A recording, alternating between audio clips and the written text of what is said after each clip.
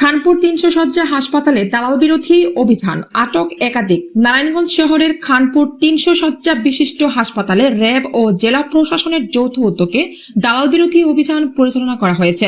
বিস্তারিত থাকছে staff reporter Ziyad হোসেনের প্রতিবেদনে। বুধবার দুপুরে পরিচালিত এই অভিযানে কয়েকজন দালালকে আটক করা হয়। অভিযানের নেতৃত্ব দেন র্যাব ১১ এর সহকারী পুলিশ সুপার আল মাসুদ খান এবং জেলা প্রশাসনের সহকারী কমিশনার এসি ও নির্বাহী ম্যাজিস্ট্রেট তারিকুল ইসলাম।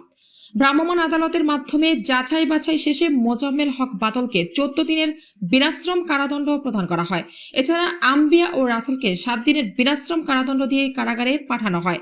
অন্যদিকে আব্দুল মান্নানকে ১,০০০ টাকা অর্থদণ্ড প্রদান করা হয়েছে।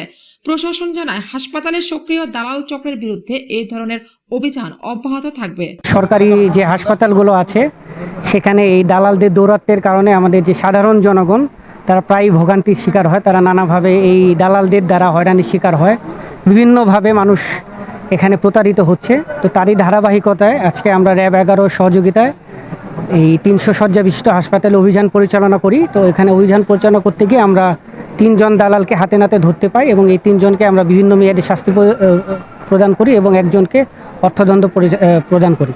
এবং আমাদের এই অভিযান সবসময় অব্যাহত থাকবে, যেন এখানে মানুষ যেন সুস্থভাবে সেবা পেতে পারে। এই জন্য আমাদের এই ধরনের অভিযান সবসময় অব্যাহত থাকবে। এখানে আমার সাথে র্যাব ১১ প্রতিনিধি রয়েছেন এবং ৩০০ শয্যা বিশিষ্ট হাসপাতালে প্রতিনিধি রয়েছে। ইনফ্যাক্ট আমরা এগুলো নিয়মিতই পরিচালনা করছি যেন এই দালালরা বারবার যেন না আসে।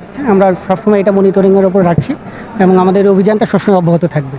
জানেন, র্যাব ১১ থেকে আমরা এই খানপুর হসপিটালে দালালদের বিরুদ্ধে অভিযান পরিচালনা করি। কারণ এখানে আমরা বিভিন্ন সময় বিভিন্ন যারা চিকিৎসা প্রার্থী আসে তারা বলে যে এখানে দালালরা তাদেরকে ফুসলাইয়া অন্যদিকে নিয়ে যায় এবং অনেক টাকা খরচ করে। এবং আমরা গত ২০২৫ সালে এই ধরনের একটা অপারেশন পরিচালনা করেছিলাম।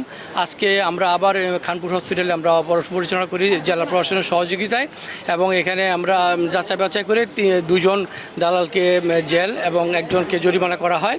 এবং আমাদের এই কার্যক্রম চলমান থাকবে আগামী দিনে। আমরা চাই যেখানে যেন সাধারণ মানুষ নির্বিঘ্নে এসে চিকিৎসা সেবা নিতে পারে।